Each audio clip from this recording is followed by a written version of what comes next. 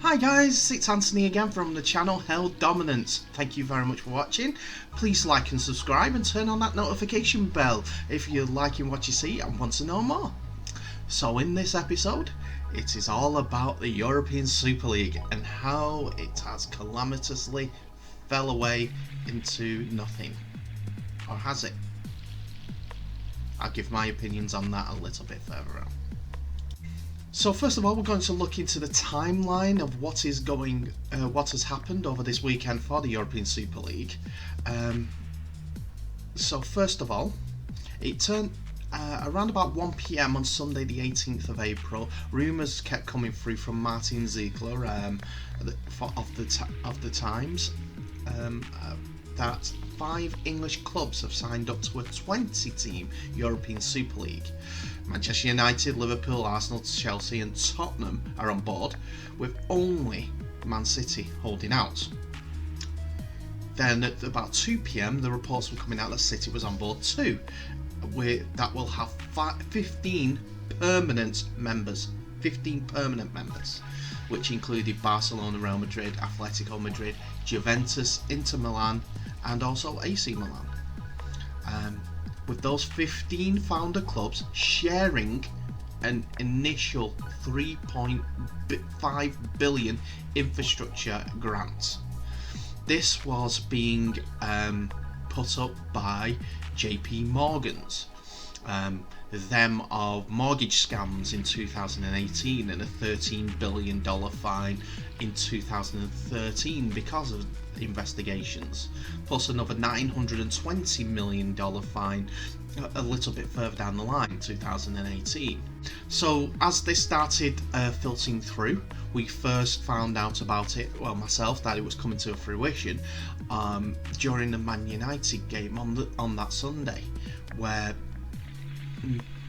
during the game Gary Neville said they're breaking away to be a competition that can't be relegated from. It's absolutely disgrace. It's pure greed. They're imposters. The owners of Man United, Liverpool, Chelsea and Man City have nothing to do with football in this country. It was a strong worded statement and needed to be said, and it was the initial thoughts, and because of that Gary Neville even admitted he couldn't concentrate on the game because of this sanctimonious money grab. After this was announced, the UK government expressed its displeasure over the plans, saying that the plans for a European Super League would be very damaging for football and will support the football authorities in action. Around about this time I released my video with all the statements from all the boards, and you can see that by clicking on the link at the end. At around about 11 PM the clubs begin to announce that they're going to be part of the new Super League via their own websites. The clubs posted the same statement on their websites, announcing Real Madrid's Florentino Perez will be their president. We will help football at every level and take its rightful place in the world, he said. That was at 11 PM. The social media platforms had started their backlash, and oh my goodness, was it a backlash.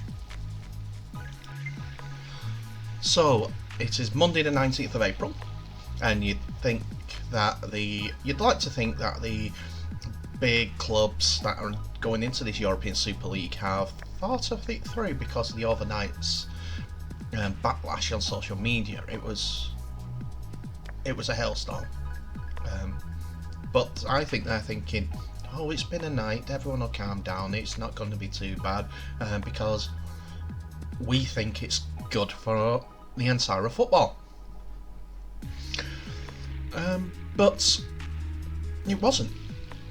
There was more and more speaking out about it, and supporters' trusts came out and started saying it's for the fans, enough is enough, echoing what Gary Neville had said.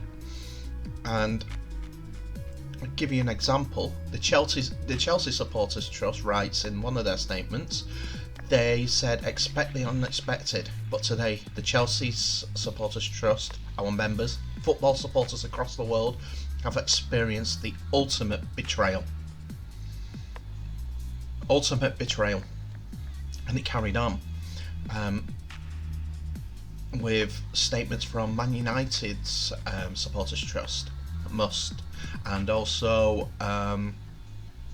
Chelsea, Liverpool's. I know that Bolton because I saw this. It's followed with everyone else saying it's for the fans. Enough is enough. Not along those words, but it was a group of supporters trusts all coming together and starting making statements saying no, we don't want this. And while all this was going on, the Super League sent letters to the president of FIFA and UEFA issuing notice of legal proceedings in the European courts designed to block any sanctions the governing bodies tried to enforce. And they also sent resignation notices from the Super League clubs via their representatives to the European Football Association. And Ed Woodward and Andrea Agnelli of Juventus resigned from being chair people on the European Club Association board. So a little bit of feedback, a little bit of history about the ECA, European Club Association. They work like any other football association. They're working for the best interests of their own clubs, obviously, and also for their clubs again to keep together and vote for proposals that UEFA put together. Anyway, they're not a set brand because the members change all the time because different clubs qualify for Europe all the time, but the core stays the same. That's why Ed Woodward and Andrea Agnelli were chair people, because they're usually in it in either competition every single year. Then we got a little bit of bombshell for the Super League clubs. Borussia Dortmund say that they and Bayern Munich are not going to be a part of the new breakaway league, with RB Leipzig later joining them in the stance. By this time, Paris Saint-Germain also are yet to comment, but are understood to be out as well. There is something called the 50+1 rule in Germany, and that means the clubs have to be owned 50% plus one by their supporters. Anyone who buys a club can only own 49% of it because their league is based for the supporters. Maybe a detriment to their financial well-being, but it keeps them in line with what their fans are thinking. About 11 AM on the same Monday, Andreas Herrera, the top player to speak out against the plan, saying he cannot remain silent, and with connections to Manchester United, it was also a little bit of feedback to what players were thinking across the board about the project. Mesut Ozil as well, ex-Arsenal, Arsene Wenger and Alex Ferguson also condemned the plans. Then we heard the statements from Alexander Seferin, the president of UEFA, condemning the disgraceful clubs, and reiterates that players who participate in the new competition will not be allowed to represent their countries at any Euros or World Cups. And hit out at Woodward and Agnelli in particular, saying, "We don't know we had snakes so close to us." Now we do. The reason why he's saying that is because it seems like that these 12 have been meeting for over a year, because they had a massive document of rules and regulations already set up. Couldn't have been overnight, so they've been meeting at a time. Plus, they had formed a group. So there is a name company out there with the European Super League and also the people that are benefited. If anyone can find that information, that'd be fantastic. Then we could name and shame them. Who was the instigator? Things like that. 5 o'clock on the Monday to continue. The UK government says that it will do whatever it takes to stop English clubs from joining the Super League. Football authorities have a wide range of sanctions and measures and have the backing of ministers, and the Culture Secretary Oliver Dowden says this. Jurgen Klopp at 7 PM before the Liverpool game against Leeds says he does not like the idea of the Super League and doesn't want it to happen. James Milner agrees with the manager in the post-match interview and says he and the other players are against it. I saw that interview. He came out and said it was the fans. They're fans as well, so they don't want it taken away from fans. In the same interviews, just before James Milner, Patrick Bamford said something of poignance. All this has taken away the stance against racism. The need is not enough to stop this. Chelsea on Tuesday last night did have a banner on front of their chest. No, end racism on the front. I think that was in conjunction with don't forget about this as well, because it still needs to happen. It has to happen, because you people out there with all these players' names on the back of your shirts and still using racist remarks against those said players doesn't give you the right to do it. Back to the timeline, sorry, as it gets a little bit more explosive or deluded, whatever you want to think of. Florentino Perez appears on Spanish TV saying that the Super League is here to save football. He adds the clubs are on the edge of ruin, adding that by 2024 we're dead. He adds the matches in the Super League may be shorter, and everything I do is for the good of football, which is in a critical moment. Don't forget, this is also the president of Real Madrid Football Club, who is an elected official and has a club that is 901 million euros in debt as of 24th of January 2021. They are last year's books, so it could be nearer $1 billion. So it is all about money, and Real Madrid are in a critical position. Don't get me wrong, there are more clubs that are in a critical position in regards to this, and I'll come to them a little bit later. So we move on to the Tuesday the 20th of April. Everton become the first club of the 14 to release a statement condemning the Super League clubs.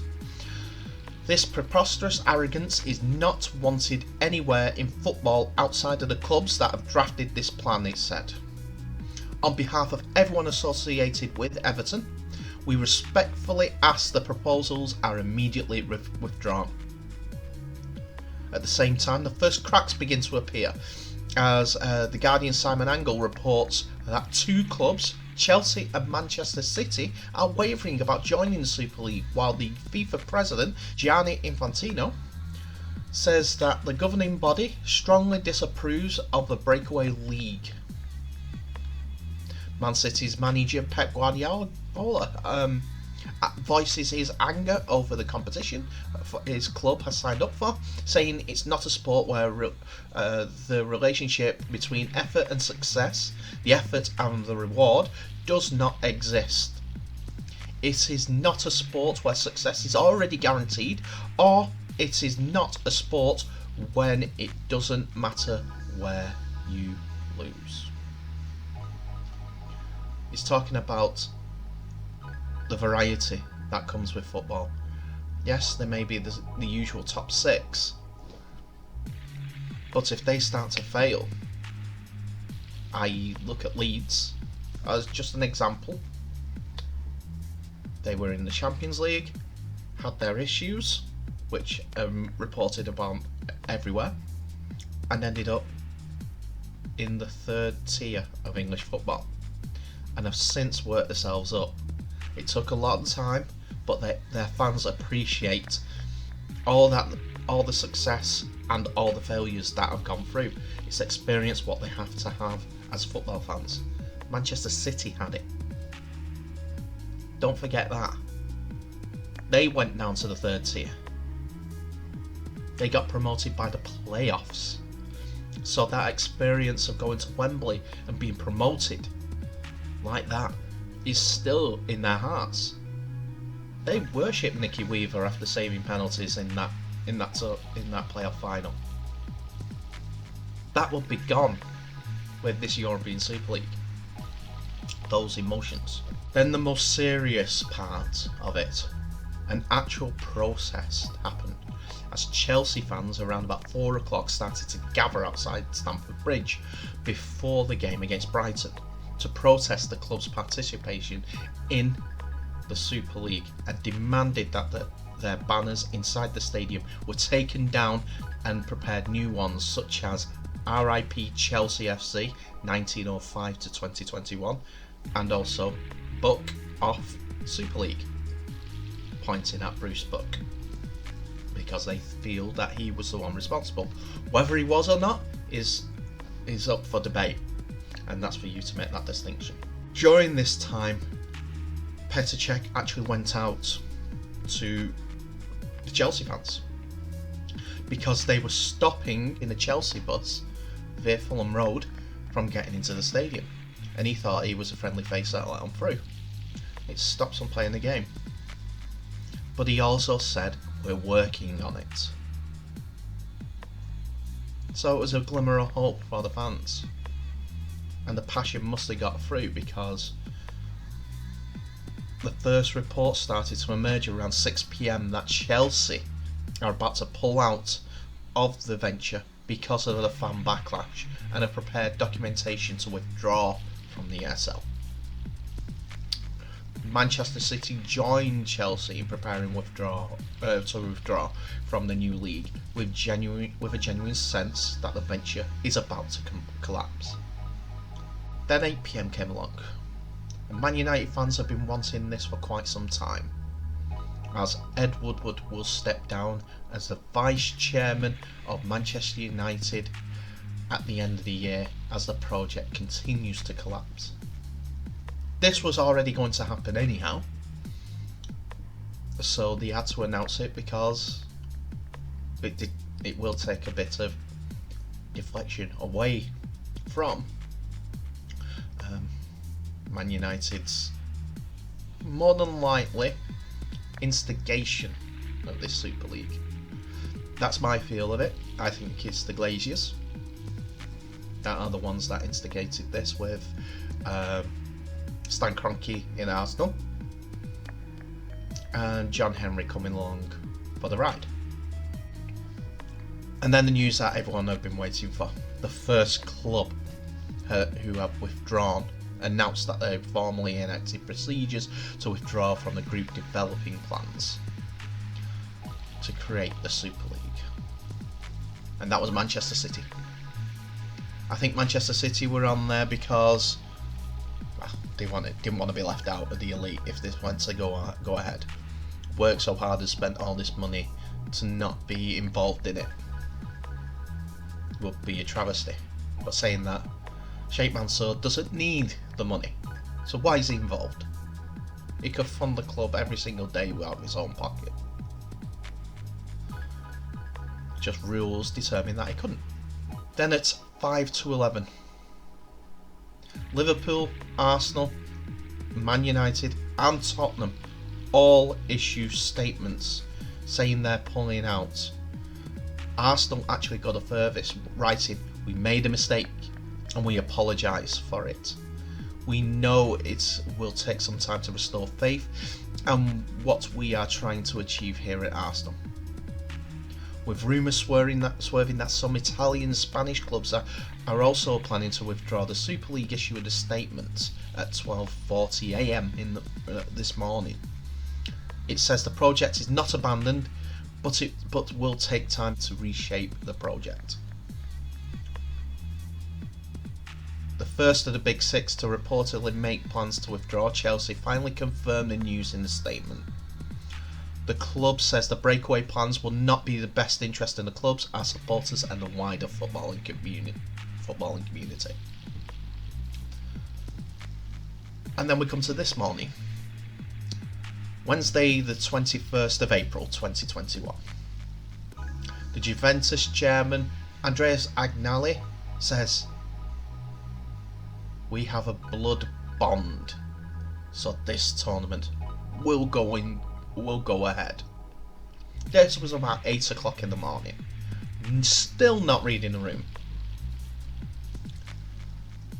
But around about 10:15 this morning, Agnelli also backs down and says, "In this, guys, it will not go ahead."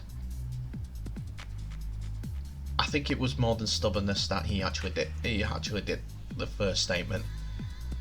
It was all about him. He didn't want to look foolish. John Henry actually came out and did a 15 to 20 minute video about apologising for on behalf of the people that were involved in this group on the Liverpool side. But he never says Liverpool.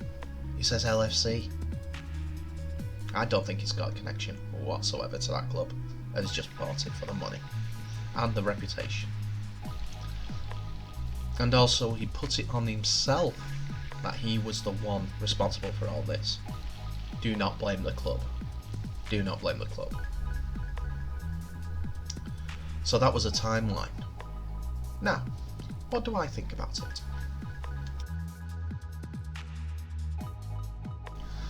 So what I think is that the European Super League in this current guise is dead. But only for now. What I mean by that is everyone wants to keep the biggest pieces of the pie. They all want to be involved in it. They all don't want to be missing a train as a train was moving. They all want the status, they all want to be the best, they all want to earn the most money. Because football is not a sport anymore, it's a business. And they don't treat fans as fans, they treat them as customers. It's a terrible idea. It was a terrible idea from the inception. The other thing that gets me is they're not happy with what they get from the European Champions League. Why? They are getting paid, and paid very, very well, for their successes. Every time that they do better, they get more money. But then you look at the teams that are involved in it. Tottenham, they're getting in the Champions League, but only just. Every single year. No winning of trophies, and they've got to one Champions League final. And that wasn't the best year. I hate to bash one club, but Tottenham have never won the Champions League, never won the European Cup, and have not won the league since 1961. Why were they invited? Well, because they have, drumroll please, the NFL there. They have the NFL, so look, Tottenham Stadium have got NFL there. They got connections. Plus, they're one of the biggest earners in the Premier League. Not just because of the new stadium, but because of the owners. I'll get to that a little bit further on. I'm looking at these clubs that are invited, and I'm thinking, why haven't Ajax been invited? They've won the European Cup 4 times. Borussia Dortmund turned it down. Why is that? Because the fans were the ones that said no. They're fan owned. They had to put it to the fans. And this was happening too quick for them to do that. They couldn't commit. The fans would have said no as well. You can see that. It's taken away the power from their fans. Plus, the owners don't want to deal with fans of these other 12 clubs. They don't care about the fans. Unless they're getting pressured by their own fans massively at every single stadium, they will not care. Seriously. The only time they care about the Real Madrid fans is when they're swinging the white banners, which that means they're really, really unhappy, their fans, and that's shown around the world, which tanks the stock price and also means there's a change coming, one way or another.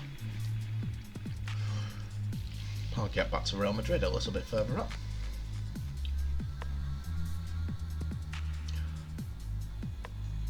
There's been 2 cullings already, Ed Woodward and Agnelli. No, Agnelli hasn't gone, but I'm sure that someone else big will be gone soon, and I feel it could be him because he hasn't read the room. So the motive of all this is just money. They weren't ever going to get on top of this. But in this current guise, that's what I mean by that.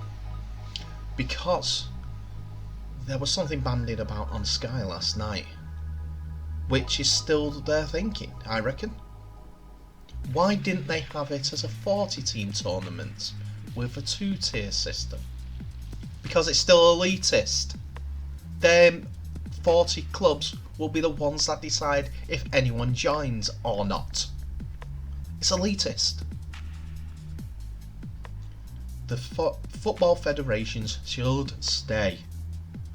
There should be some changes to UEFA and FIFA, which have happened because there's new heads of the actual tournaments. There's still issues, of course, why Mexico and USA have got the World Cup, because Donald Trump promised FIFA 15 billion. But money makes the world go around. And someone is always going to be shafted, no matter who it is. At this moment in time, it's better than devil you know. And start opening the ballots to every single club in the federations for votes. Because then you can actually get somewhere about it.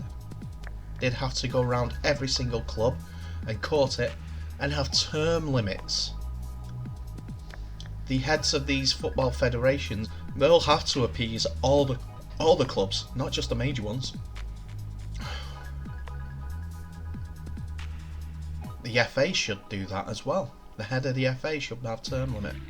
They should resign at the end of their term limit and have to go through a voting sequence if they go back to the top.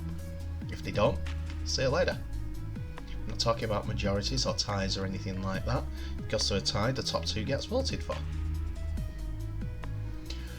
Anyway, that's my digression about it, about the existing. But the narrative is still out there. There are people that still want this European Super League, but they want it bigger. And I think that's what UEFA and FIFA will be looking to do. They'll be doing think tanks about all different formats. Like the format that's just come in, they've expanded the league to 36. The Champions League to 36 teams. The World Cup and the next one has been expanded to 80 games. I really don't want to watch 80 games. I don't like the European format that is going on at this time. We're playing in all different nations. It shouldn't be. It should be one nation. Yes, it's made easier for them because of the COVID pandemic, but this was mooted 10 years ago. 8 years ago. Whenever it was first mooted. The formats need to change to grow with football, but it's not a drastic overhaul. The other thing that I do think that English teams have got 6 members to it is because the TV rights deals in England. They're the biggest in Europe. Why are these people in football asking for more money? They're getting the most. Oh, it's unfair that we have the most generation in this country, but not get a bigger piece in that pie. Well, play better. Spend money. Arsenal have been on a steady decline since they last got to the Champions League final. The last time that they actually got there. And it's going further and further down. The only saving grace would be if they start using their academy. Because they're well trained. But they can't do that. Because they want the world stars as well. But they want the cheap world stars. They may have paid 60 odd million for Aubameyang. What's the next guy signing? About 30? They're not going to get the Norwegian lad from Real Madrid. He'll cost them too much. And his next move would be somewhere like, I don't know, Paris Saint-Germain. Maybe one of the Italian clubs. Who knows? But I'm looking at the teams that have been invited. And most of them, well, nearly all of them are in debt. Massive amount of debt.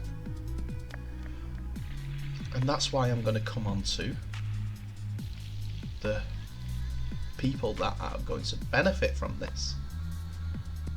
And the people that are going to be absolutely trounced by the failure of this version of the European Super League.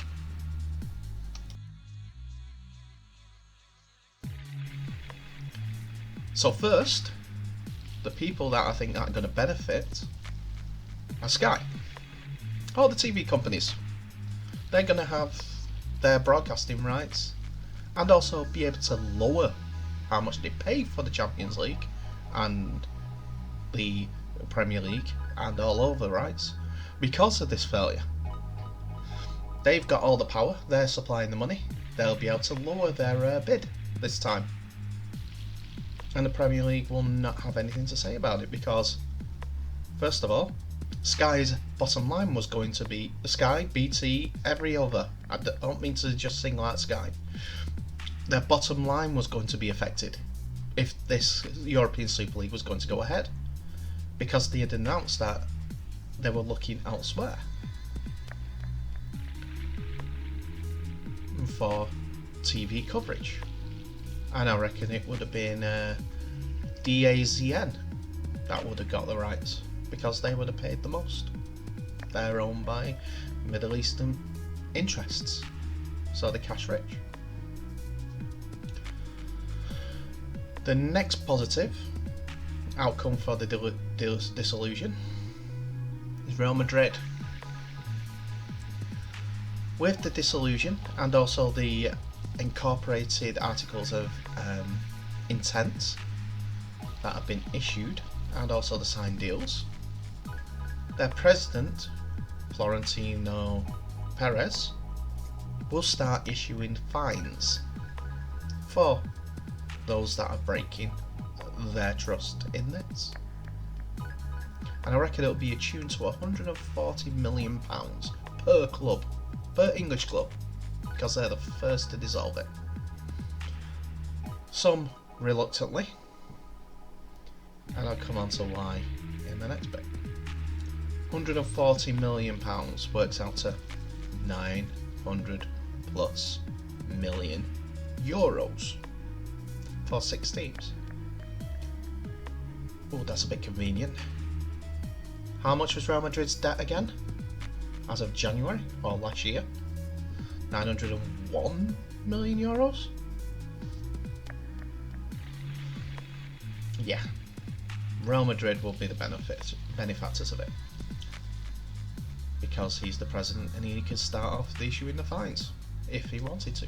There will be some, I can guarantee it. And there'll be long court battles because of it. Now, who doesn't benefit? Who's going to be affected the most? So the team that I think is going to be disillusioned the most are Tottenham. There's a reported 1.1 billion in debt.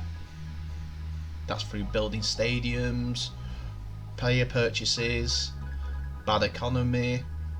That was figures from last year as well. So it's probably gone up.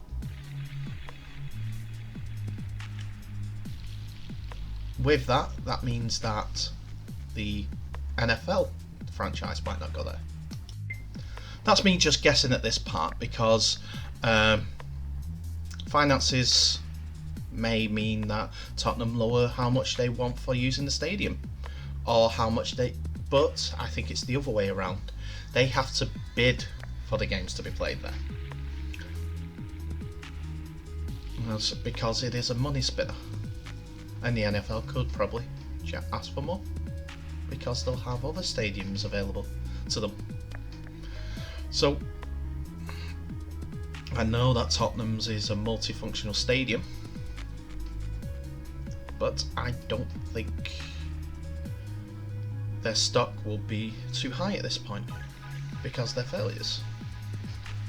Also, if Perez of Real Madrid does do these fines, they'd have to pay them too.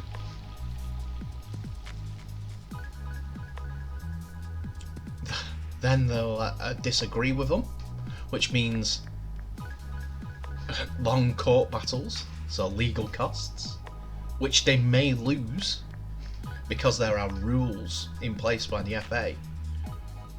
And I'm hoping to be fair for all the clubs that the fines are not just the sanctions that they're going to receive.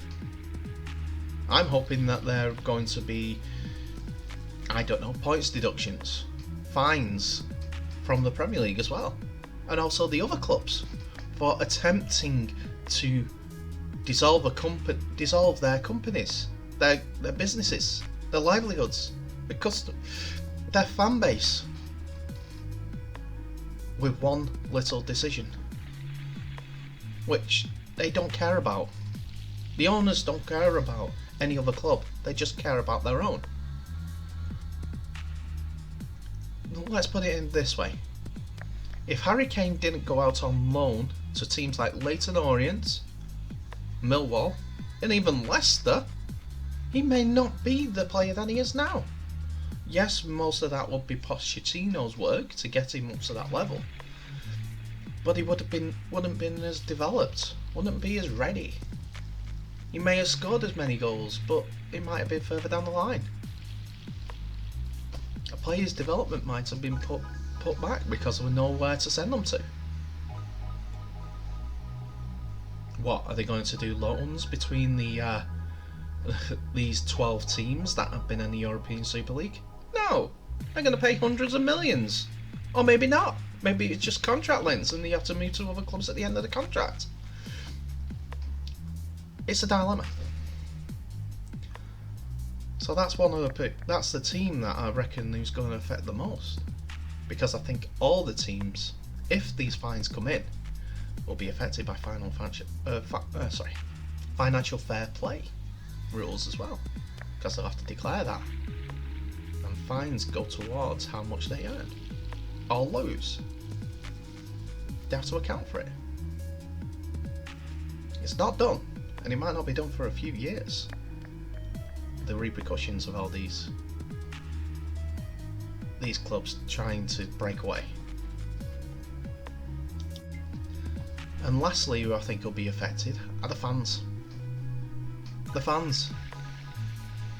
Because of these fines, what's going to happen? They're going to try and raise the prices of tickets, which they should be apologising to fans by lowering tickets. Make it a commitment They're going to lose money over the next few years, these clubs. And they should. They really should. Because it's not fair that the fans should be affected.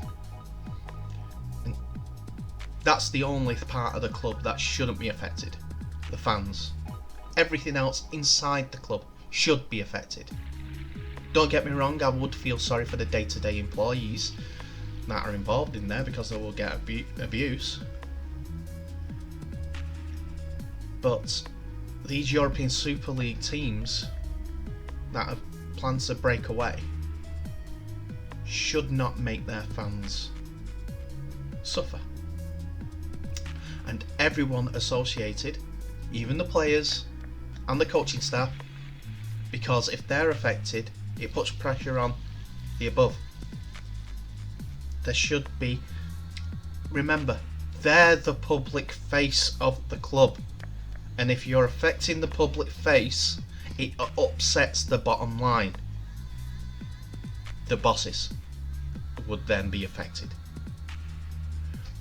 It's a travesty for these players, and I'm sorry that it would happen, but those are the people you're working for.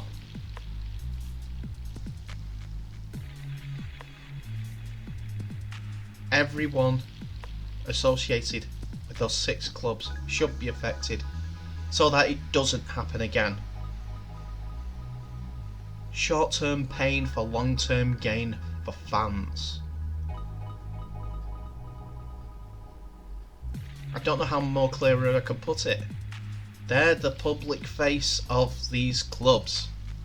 Affects them, and it will affect the bosses in the one place that they only care about, their pockets.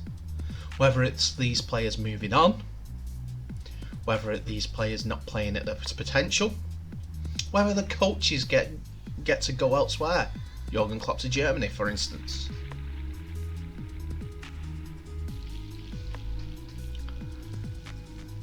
They all need to be realised that if it's one thing to affect,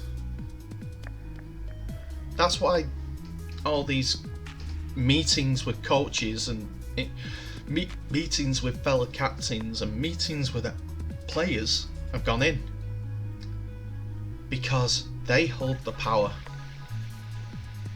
They are the ones earning the money, and they are the public face. If these players go and they don't go for the money that they want, and then they need to replace them, they will have to pay a premium to get these players, which is not normally the case. I'm looking long term, big picture. They all should be affected.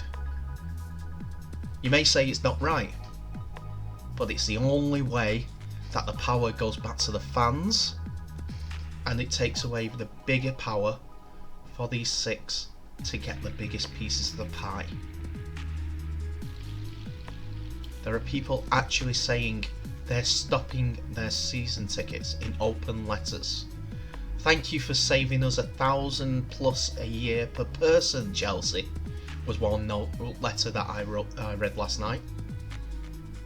And that's how it should be. These clubs should be losing money, and the public faces should be affected so that it doesn't happen again. The players will come out on the side of the fans all the time, if they're told to. Not by the bosses that are supposedly paying the wages, which they don't. The TV deals over here are so big that they don't need fans.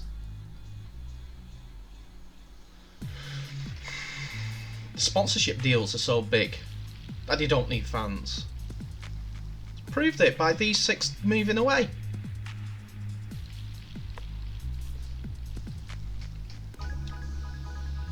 Some clubs do need the fans because they're massive upon massive amounts in debt, but they'll be screwed if Sky go, no, we're not paying that much this year. Or BT, no, we're not paying that much this year. BT not so much because they've got the European Cups as well. But if they focus on them instead, rather than the Premier League, and went through the EFL as well, got the EFL deals, and lowered the amount that they pay to the Premier League,